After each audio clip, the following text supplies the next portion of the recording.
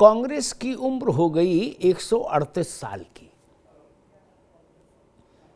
एक बहुत लंबा अरसा होता है 138 साल। और आज कांग्रेस अपनी इस 138 साल की राजनीतिक यात्रा में सबसे कठिन दौर से गुजर रही है।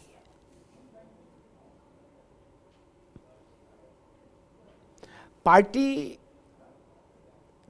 तमाम राज्यों में अपना आधार खो चुकी है। लोकसभा और राज्यसभा में उसका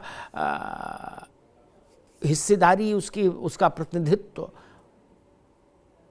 ऐतिहासिक तौर पर कम हो है इस वक्त। और मुद्दों के मसले पर भी कांग्रेस कई किस्म के राजनीतिक भ्रमों के बीच में जी रही है।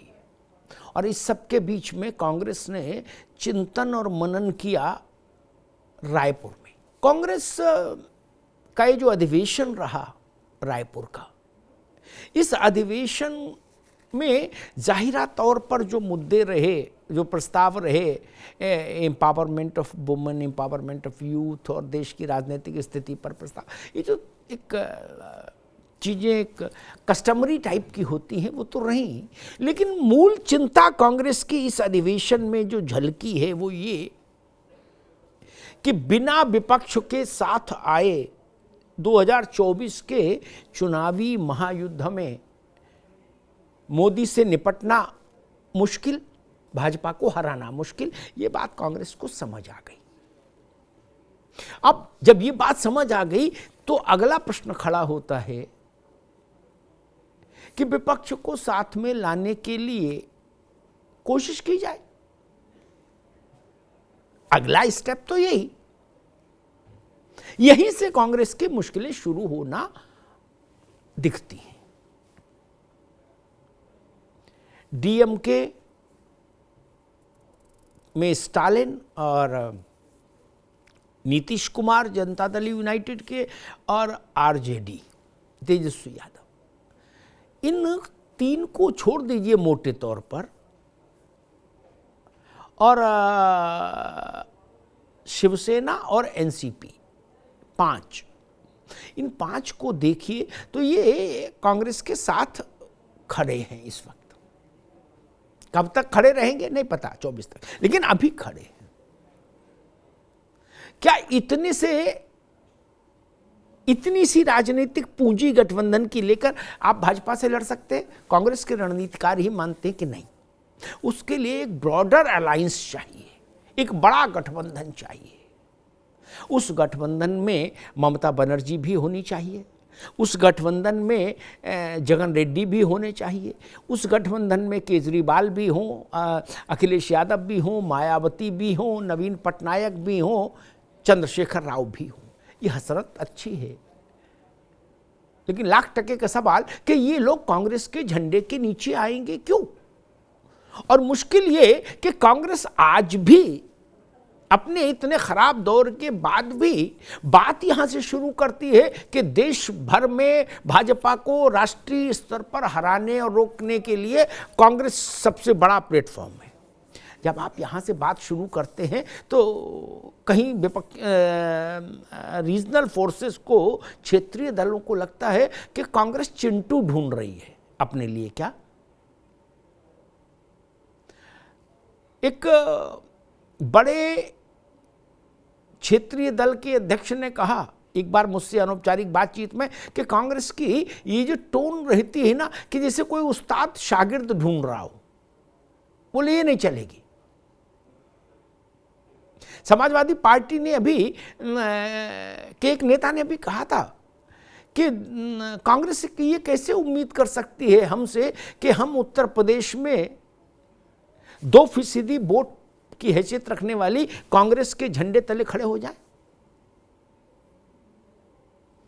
दरअसल जो क्षेत्रीय दल है ना, उनकी प्रायोरिटी है राज्य। ममता जी की प्रायोरिटी राज्य, जगन की प्रायोरिटी आंध्र प्रदेश, ममता जी की प्रायोरिटी पश्चिम बंगाल, नवीन बाबू की प्रायोरिटी उड़ीसा, अरविंद केजरीवाल की प्रायोरिटी पंजाब और दिल्ली, अखिलेश यादव की प्रायोरिटी उत्तर प्रदेश। वो देश पर के समीकरणों में इतना दिमाग क्यों लगाएं? उनकी पहली प्राथमिकता है कि मेरे राज्य में मेरा झंडा बुलंद रहे।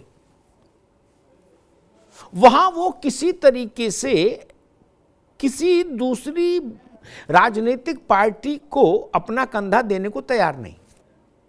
तो क्या कांग्रेस पश्चिम बंगाल छोड़ सकती है कि ममता से इस शर्त पर अलायंस करे कि हम ममता जी आपके साथ हैं, लेकिन चुनाव आप ही लड़े, आपकी पार्टी ही लड़े, या एक आध सीट हमको दे दीजिए?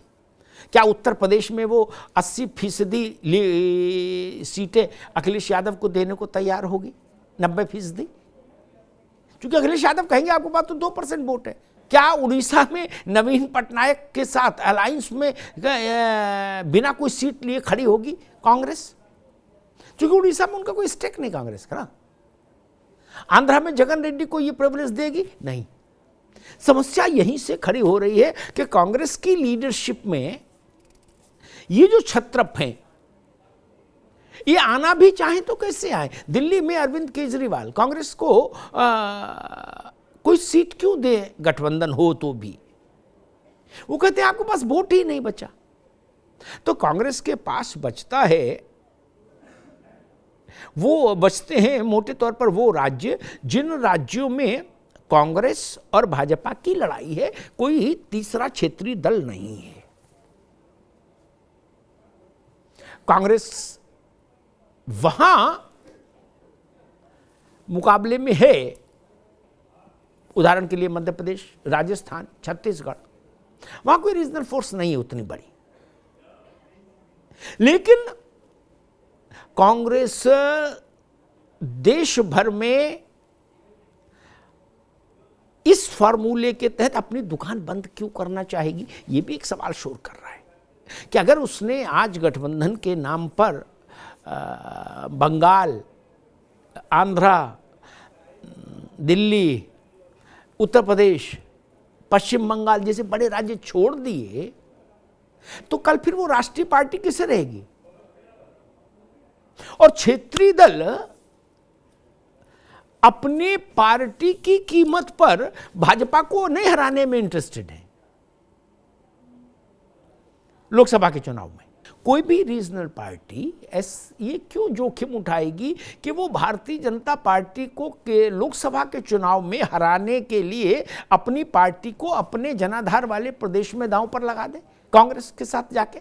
नहीं ना। ये भी एक पेच है। तो पूरे